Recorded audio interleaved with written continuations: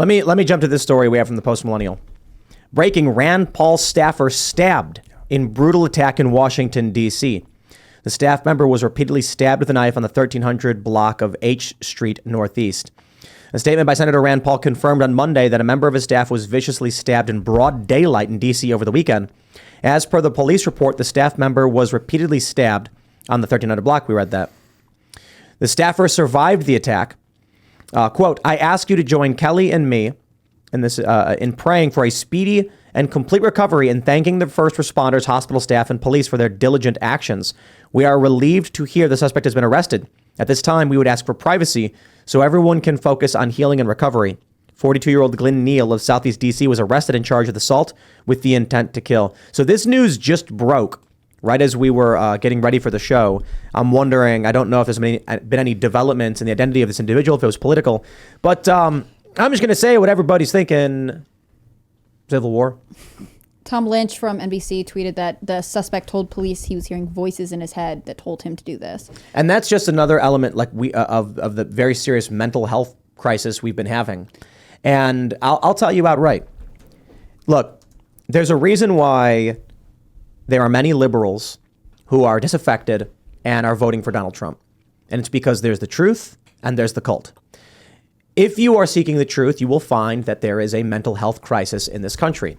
Most people, I mean, we're seeing diagnoses of mental illnesses skyrocketing among Gen X, millennials, and Gen Z, mostly among millennials and Gen Z, mostly among females.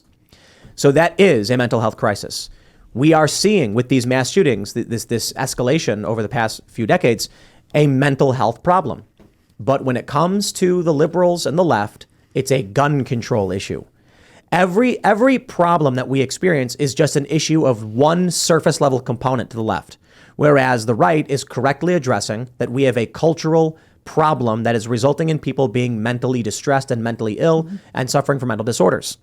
Those mental disorders manifest in a bunch of different ways. It might be self-mutilation. It might be, people are cutting themselves. It could be outward acts of violence. It could be drug abuse. Absolutely. Congresswoman Angie Craig of Minnesota was attacked in the lobby of her apartment building in DC in early February, and she threw up a cup of hot coffee on this person. She told police he appeared to be talking to himself. He really seemed out of it. She thought he was intoxicated. Maybe there was a mental health component. I mean, people who are in mental distress show signs of that in a lot of different ways, including drug use.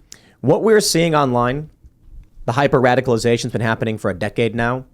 It was bad enough in 2018, and now it's 2023, and we're on the fourth far leftist extremist attack.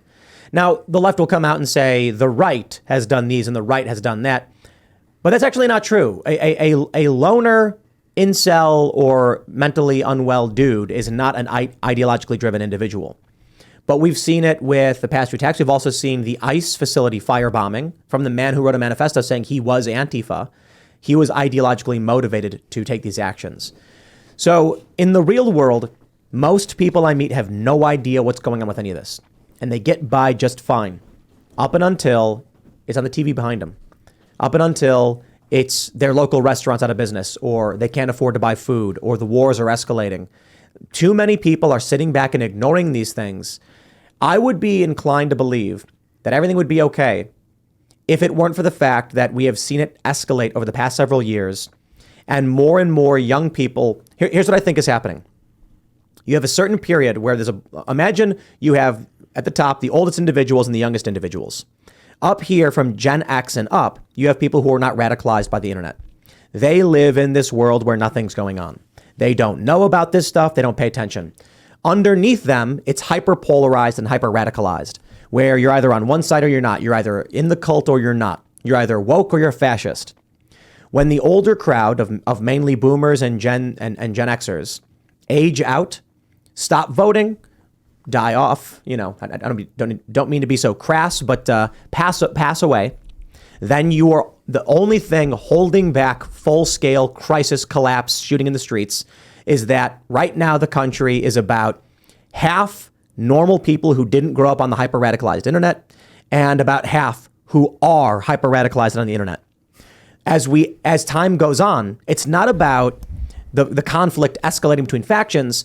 It's about the people holding it back, leaving us, and younger people who are more radicalized becoming the norm until you have two different countries fighting each other. And look at the DA in Manhattan. What is he but the prosecutorial expression of this?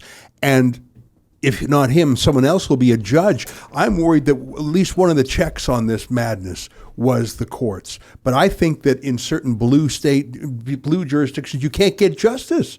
Absolutely. Look at the January 6th arrestees.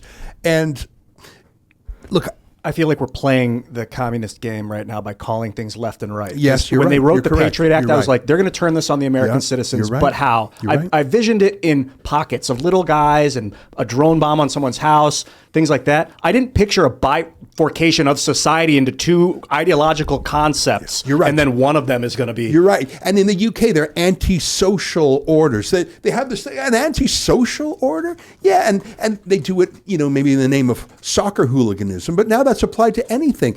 The camel puts his nose in the tent and you can't get it out. And I think you're exactly right, and I retract my use of right and left.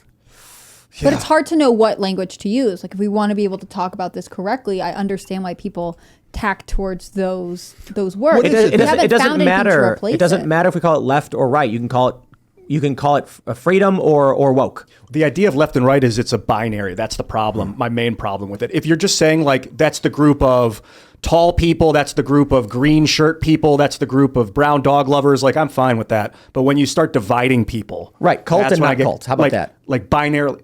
Cult and not cult, still a binary. It's still because it is. Us Because you're either in the cult or you're not. But it's not that simple. Like you said But earlier, it is. a lot of there is a cult, and you're either in it or you're there's not. a lot of cults. Donald Trump is right. a cult. I am referring to the principal faction that adheres to a singular tribal social orthodoxy. We refer to it as the left. I know a lot of people that are like Trump or die kind of people. Like Yes, whatever he says you is are correct. fine. Like those are cultists. And they're substantially smaller in numbers with no institutional authorities, and I don't care. They are not the cult.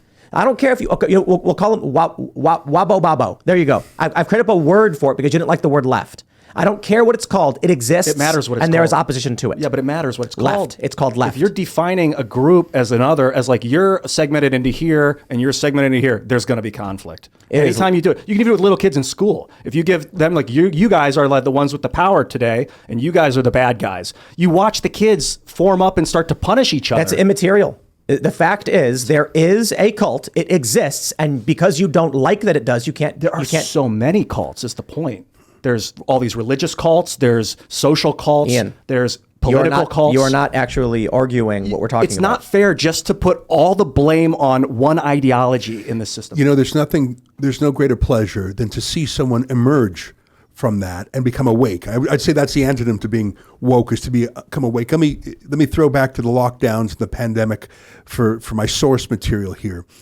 How many members of the Green Party said, what is my party doing supporting Big Pharma?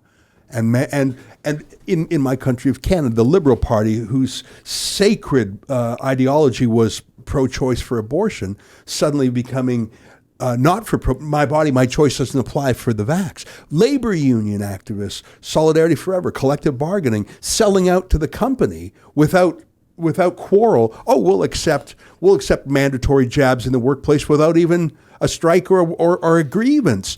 And so to see people, and I raise that point because there are people who would have called themselves people of the left, the Green Party, the Labour Party, the NDP in my country, liberals, who were shaken out of their ideological taxonomy because of what happened during the lockdowns. But let me tell you, there were a lot of bad lessons learned by the authoritarians of what they could do and what they could get away with. And I think that lockdownism and the authoritarianism and the psychological nudging, I think that it was the greatest experiment ever done in the West, and they learned terrifying lessons that they're going to implement. And AI is their tool for that, absolutely. Yeah, and TV. I mean, mass media, the way that the U.S. government controls the mass media. And like Biden posted today, the radical House MAGA Republican. And yesterday he tweeted that same thing. Thanks for watching this clip from the Timcast IRL podcast. Hang out with us live Monday through Friday at 8 p.m.